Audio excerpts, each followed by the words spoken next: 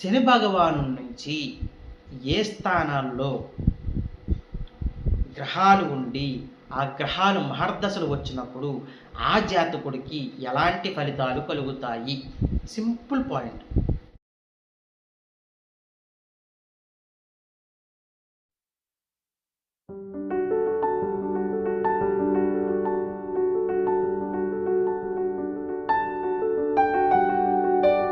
శ్రీ మాధవానంద గురుభ్యో నమః. శ్రీమాత్రే నమః. శ్రీ మాధవానంద భక్తి యూట్యూబ్ ఛానల్ ప్రేక్షకులకు నమస్కారం. ఇక ఈరోజు మనం విశేషంగా ఒక కొత్త విషయం గురించి తెలుసుకుందాము. అదేమిటి అంటే కనుక శని భగవాను నుంచి ఏ స్థానాల్లో గ్రహాలు ఉండి ఆ గ్రహాలు మహర్దశలు వచ్చినప్పుడు ఆ జాతకుడికి ఎలాంటి ఫలితాలు కలుగుతాయి? Simple point.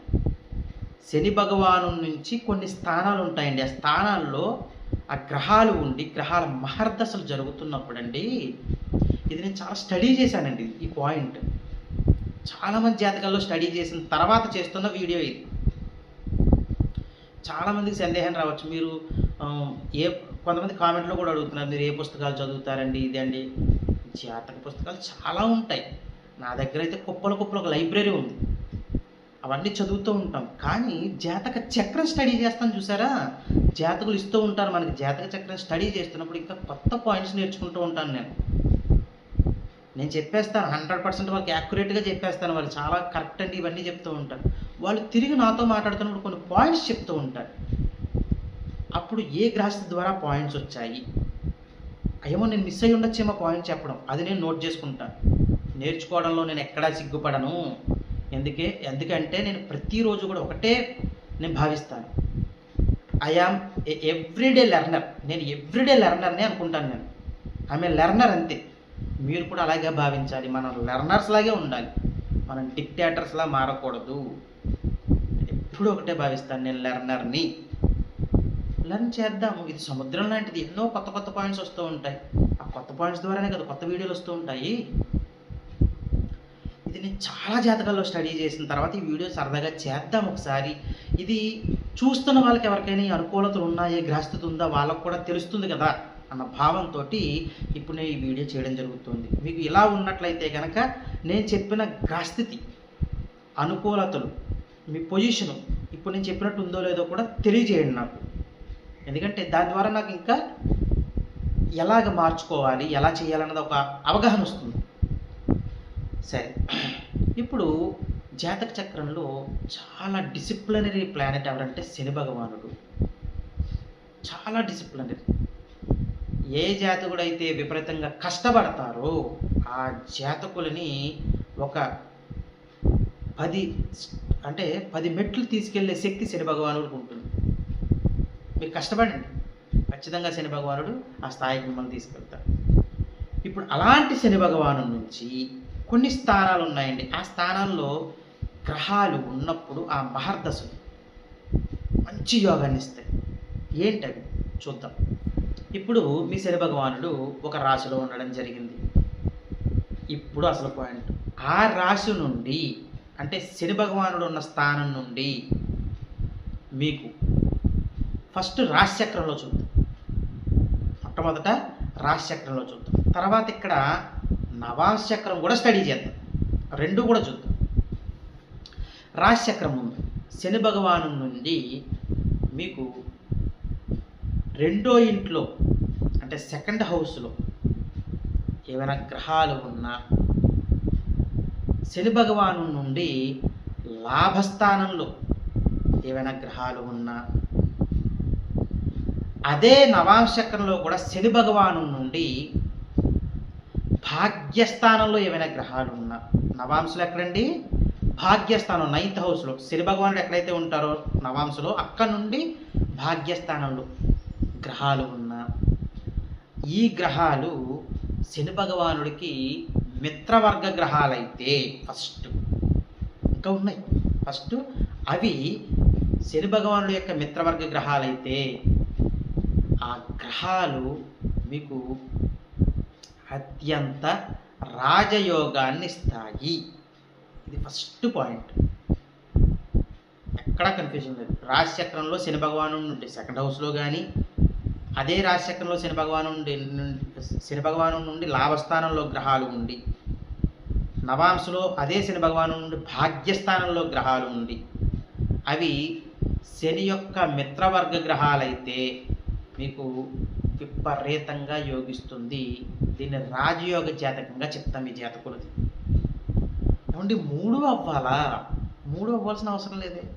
శని భగవాను నుండి 2వ హౌస్లో గ్రహాలు ఉన్నాయి చాలు, లేదా శని భగవాను నుండి లాభస్థానంలో గ్రహాలు ఉన్నాయి చాలు. ఇలా ఏదో ఒకటి అయినప్పుడు ఖచ్చితంగా దీంతో ప్యారలల్గా శని భగవాను నుండి నవాంశ చక్రంలో భాగ్యంలో గ్రహాలు ఉండడం అనేది మంచిది. కానీ అందరికీ అలా అవ్వదు కదా, అందరికీ అవ్వదు అలా. రాశి చక్రంలో శని భగవాను నుండి 2వ హౌస్లో గ్రహాలు లేవు, 11వ హౌస్లో గ్రహాలు లేవు, పర్వాలేదు. కానీ నవాంశ చక్రంలో శని భగవాను నుండి భాగ్యంలో గ్రహాలు ఉన్నాయి, చాలా మంచిది. ఇలాంటి వాళ్ళకి సెకండ్ హాఫ్ అంటాం మనం, వివాహం అయిన తర్వాత బాగా యోగిస్తుంది, చాలా బాగా యోగిస్తుంది. బిఫోర్ మ్యారేజ్, ఆఫ్టర్ మ్యారేజ్ వాళ్ళ స్టేటస్ మొత్తం మారిపోతుంది. కొంతమంది చూడండి, వివాహానికి ముందు పెద్ద ఏం లేదండి, వివాహం అయిన తర్వాత మాకు బాగా కలిసి వచ్చింది అంటూ ఉంటారు. ఇలా ఉన్నప్పుడు వాళ్ళకి బాగా కలిసి వస్తుంది. ఇలాంటి గ్రహస్థితి అది వాళ్ళది. కొంతమందికి రాశి చక్రంలోనే శని భగవాను నుండి 2వ హౌస్ లేదా శని భగవాను నుండి లాభస్థానంలో గ్రహాలు ఉండి బాగా యోగిస్తుంది, చాలా మంచిదండి అది. ఇప్పుడు శని భగవాను నుండి 2వ హౌస్లో కానీ, శని భగవాను నుండి లాభస్థానంలో కానీ, నవాంశ చక్రంలో శని భగవాను నుండి భాగ్యస్థానంలో కానీ శని వర్గ గ్రహాలు లేవు, అంటే శని భగవానుడి యొక్క మిత్రవర్గ గ్రహాలు లేవు, శత్రువర్గ గ్రహాలు ఉన్నాయి. అప్పుడు ఏంటి, అది ఇంకా యోగాన్ని ఇస్తాయి, అవి కూడా యోగాన్ని ఇస్తాయి ఖచ్చితంగా. శని భగవాను నుంచి 2వ ఇంట్లో కానీ, శని భగవాను నుంచి కానీ లాభస్థానంలో శని యొక్క శత్రువర్గ గ్రహాలు ఉన్నప్పుడు వాళ్ళకి ఎలా ఉంటుందంటే ఇంకా పోరాట పటిమ ఎక్కువ అవుతుంది వాళ్ళకి. ఎందుకంటే శని భగవానుడు అంత పోరాట పటిమని ఇస్తాడు ఖచ్చితంగా. మరి కష్టపడాలి ఇక్కడ, ఎందుకంటే వాళ్ళకి ఎప్పుడూ కూడా ఒక యుద్ధం సింపుల్గా ఏమి అయిపోదు, వాళ్ళకి చాలా యుద్ధంతో కూడుకున్న సక్సెస్ ఉంటుంది జాతకులకి. సక్సెస్ మాత్రం డెఫినెట్గా ఉంటుంది. దీంతో ప్యారల్గా యుద్ధం కూడా ఉంటుంది. ఎంత యుద్ధం చేస్తే అంత బలం మీకు, అంటే ఎంత కష్టపడితే అంత ఫలితం అనమాట. కానీ ఆ కష్టంలో మీరు ఎక్కడైనా డ్రాప్ అయ్యారనుకోండి, మనం భరించలేకపోతున్నాం, ఈ కష్టం మన వల్ల కాదని, అక్కడ డ్రాబ్యాక్ మొదలవుతుంది మీకు, అక్కడ లో అయిపోతారు మీరు, అక్కడ డౌన్ఫాల్ మొదలవుతుంది. అందుకే శని భగవాను నుండి 2వ హౌస్లో కానీ, శని భగవాను నుండి 11వ హౌస్లో కానీ, అదే నవాంశలో శని భగవాను నుండి 9వ హౌస్లో కానీ శని యొక్క శత్రువర్గ గ్రహాలు ఉన్నప్పుడు, ఇప్పుడు ఇది ఎందుకు చెప్తున్నా అంటే మీరు నోట్ చేసుకోవాలి ఈ పాయింట్. మాకు శత్రువర్గ గ్రహాలు ఉన్నాయి అంటే మేము రిలాక్స్ అయిపోకూడదు, భయపడిపోకూడదు, యుద్ధానికి మేము సిద్ధం అవ్వాలి. ఏమంటే అలా భయపడిపోతే రాజులు అప్పట్లో రాజ్యాలని చేదెక్కించుకోవడం కోసం యుద్ధాలు చేసేవారు. మరి ఎలాంటి యుద్ధాలు చేసేవారండి? భయపడితే యుద్ధాలు జరిగి విజేతలు అయ్యేవారు. ఎవరో ఒకరు ఖచ్చితంగా విజేతలు అవ్వాలి కదా, ఆ రాజ్యాన్ని చేదెక్కించుకునేవారు. యుద్ధం జరిగితేనే కదా సక్సెస్ ఆ ఫెయిల్యూర్ అన్నది తెలుస్తుంది. ఫెయిల్యూర్ వచ్చింది కదా అని భయపడిపోకూడదు. సక్సెస్ పొందే వరకు ఫెయిల్యూర్ రానివ్వండి, కష్టపడండి. ఖచ్చితంగా ఇలాంటి జాతకులకి సక్సెస్ వచ్చి తీరుతుంది డెఫినెట్గా. ఇప్పుడు నేను చెప్తున్నాను, ఈ గ్రహస్థితి అబ్జర్వ్ చేశాను కాబట్టి చెప్తున్నాను నేను. మీరు అసలు రిలాక్స్ అవ్వకండి, ప్రయత్నాలు ఆపకండి, కష్టపడండి, సక్సెస్ ఖచ్చితంగా పొందుతారు జాతకులు. అర్థమైందండి? ఇది రెండోది. ఇప్పుడు ఇంకోటి ఉంది, మూడోది ఉంది. ఇది చాలామందికి సందేహం వస్తుంది ఈ పాయింట్, అందుకే నేనే చెప్పేస్తాను ముందు. అదేమిటి అంటే కనుక, శని భగవాను నుండి 2వ హౌస్లో గ్రహాలు లేవండి మాకు, అందరికీ ఉండవు కదా. శని భగవాను నుండి మాకు లాభస్థానంలో గ్రహాలు లేవండి, నవాంశ చక్రంలో శని భగవాను నుండి భాగ్యస్థానంలో గ్రహాలు లేవండి. మరి ఎలాగా అంటే కనుక వాళ్ళకు కూడా ఉంది ఒక మంచి పాయింట్.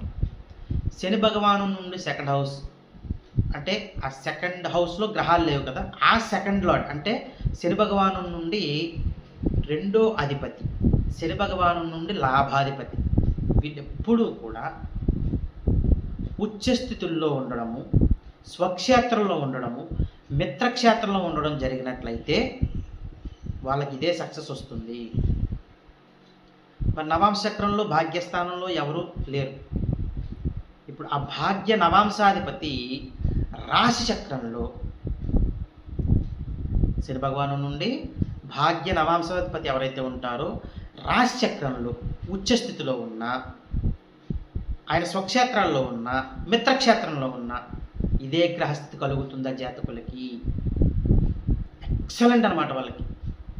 ఇది కూడా first point, second point, third point. గ్రహాలు ఉన్నాయి, పైన గ్రహాలు లేవు, అప్పుడు ఇది తీసుకుంటాం. చాలా అనుకూలమైన వాతావరణం ఉంటుందా జాతకులకి? వీళ్ళు అనుకున్నది సాధించడానికి ఎంతైనా కష్టపడతారు. రిలాక్స్ అయిపోవడం కానీ, లేదంటే పర్లేదు లేదో గడుస్తోందిలే అనుకోవడం కానీ ఇలాంటివే ఉండవు వీళ్ళకి. కష్టే ఫలి అన్న సూత్రము వీళ్ళకి బాగా వంట పడుతుంది.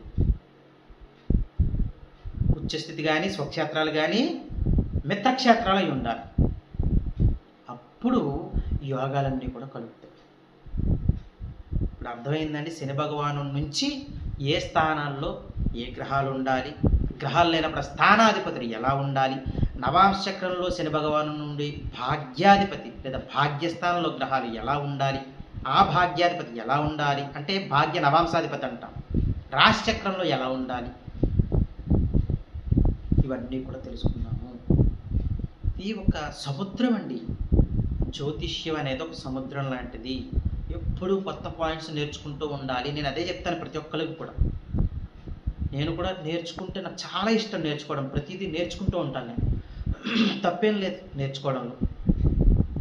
నేర్చుకోకపోతే ఇంకా తప్పు. కాబట్టి నేర్చుకోండి. వాక్కుని శుద్ధి చేసుకోండి. నేర్చుకున్నాక ఇక్కడ కొంతమందికి ఏంటంటే నేను చెప్పేది దాన్ని మిస్యూజ్ చేయకండి. ఎందుకంటే అండి జ్యోతిష్యం అనేది చాలా పవిత్రమైనది. దాన్ని చాలామంది ఏంటంటే అహంకారంతో నేర్చుకోవడం అవ్వచ్చు, మాకు జ్యోతిష్యం వచ్చని ఒక అహంకారం అవ్వచ్చు, అది ప్రమాదాలకు దారితీస్తూ ఉంటుంది. జ్యోతిష్యం వస్తే మంచిది, అహంకారం రావాల్సిన అవసరం లేదా మనిషికి.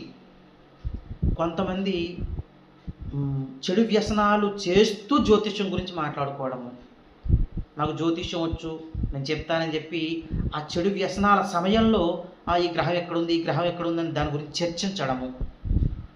వాళ్ళ వాక్కు పనిచేయదు. మీరు ఎంత బాగా జ్యోతిష్యం నేర్చుకున్నా మీ వాక్కు పనిచేయదు. అందుకే ఒక బ్రాహ్మణుడికి కేవలము శాకాహారం మాత్రమే భుజించాలని ఎందుకు పెట్టారు? వాళ్ళ వాక్కు. చెడు వ్యసనాలకు వెళ్ళొద్దు అని ఎందుకు పెట్టారు? వాళ్ళ వాక్కు. మన వాక్కు సిద్ధించాలన్నా, మన వాక్కు బలం ఉండాలన్నా మనం చాలా పవిత్రంగా ఉండాలి. అప్పుడు మాత్రమే వాక్కు సిద్ధి కలుగుతుంది, ఆ వాక్కు శుద్ధి కలుగుతుంది. లేదంటే నాకు ఇష్టం వచ్చినట్టు ఉండి నేను కెమెరా ముందుకు వచ్చి ఇలా బిల్డప్ ఇచ్చాను అనుకోండి, అది ఎందుకు పనిచేయదు. నేను పాటించిన తర్వాతే చెప్పాలి. నేను శాకాహారమే భుజించాలి, చెయ్యాలి, అనుష్ఠానం చేసుకోవాలి, చెయ్యాలి. అప్పుడు నా వాక్కి పవర్ ఉంటుంది. అంతేగాని నాకు ఇష్టం వచ్చినట్టు డ్యాన్స్ కట్టేసి కెమెరా ముందు యాక్ట్ చేసామనుకోండి, అది ఏమీ ఉపయోగపడదు. దయచేసి ఇది గమనించండి. చెడు వ్యసనాలు చేస్తూ జ్యోతిష్యం గురించి చర్చించకండి. ఇది చాలా పవిత్రమైన సబ్జెక్ట్. ఇది చాలా పవిత్రంగా చెప్పాలి. దీనికి అంతటి ఇప్పుడు ఇదంతా ఏదో చెప్పానంటే దీని అంతటికీ మూల కారణం ఏంటంటే శని భగవానుడే. మన ఇష్టం వచ్చినట్టు మనం ఉంటే తాట తీసేది ఆయనే. మిగతా గ్రహాలు ఎక్కువ చెయ్యవు. రాహువు కూడా, శని భగవానుడు రాహువు తాట మామూలుగా తీరు. కాబట్టి చాలా జాగ్రత్తగా ఉండాలి ఈ జ్యోతిష్యం విషయంలో మాత్రం. సరే, ఎవరికైతే శని భగవాను నుండి గ్రహస్థితి ఎలా నేను చెప్పినట్టు ఉండి వ్యతిరేక ఫలితాలు కలుగుతున్నాయో, ఎప్పుడు కలుగుతాయి? ఉదాహరణకి ఆ రాసుల్లో గ్రహాలు లేవనుకున్నప్పుడు ఆ రాశ్యాధిపతులు శత్రుక్షేత్రంలో ఉన్న నీచపడ్డ, ఇలాగా ముందు కంటెంట్లో కూడా ఏమైనా నెగిటివిటీ ఉంటున్నా అలాంటి జాతకులు చేసుకోవాల్సిన పరిహారాల దగ్గరికి వచ్చినట్లయితే చాలా ముఖ్యమైన పరిహారం ఇది. యథాశక్తిగా ప్రతి శనివారము కూడా వెంకటేశ్వర స్వామివారి ఆలయానికి వెళ్ళాలి. వెంకటేశ్వర స్వామివారి ఆలయానికి వెళ్ళి అక్కడ పులిహోర తీసుకుని వెళ్ళండి. ఇంటి దగ్గర తయారు చేసుకుని చింతపండు పులిహోర. మాకు చింతపండు దొరకదు అని ఎవరైతే అనుకుంటారో వాళ్ళు నిమ్మకాయ పులిహోర, కానీ ఫస్ట్ ప్రిఫరెన్స్ మాత్రం చింతపండు పులిహోర చేసి ఆలయానికి వెళ్ళడము, అక్కడ ఆ పులిహోర పట్టుకుని మీ కోరుకుని 16 ప్రదక్షిణలు చేసి స్వామివారికి సమర్పించడము. అక్కడే కూర్చుని వెంకటేశ్వర వజ్ర కవచాన్ని చదువుకోవడం ఒక్కసారి. ఇలా ప్రతి శనివారము చెయ్యండి. 27 శనివారాలు చెయ్యండి. మీరు అనుకున్న ఫలితాలు కలిగి తీరుతాయని చెప్పుకోవచ్చు. ఇవన్నీ చేసుకుంటూ మీరు సంఘంలోనూ సమాజంలో మంచి పేరు సంపాదించుకుంటూ మీ కుటుంబ సభ్యులతో సుఖశాంతులతో జీవించాలని కోరుకుంటూ సర్వే జనా సుఖినో భవంతు. శుభం.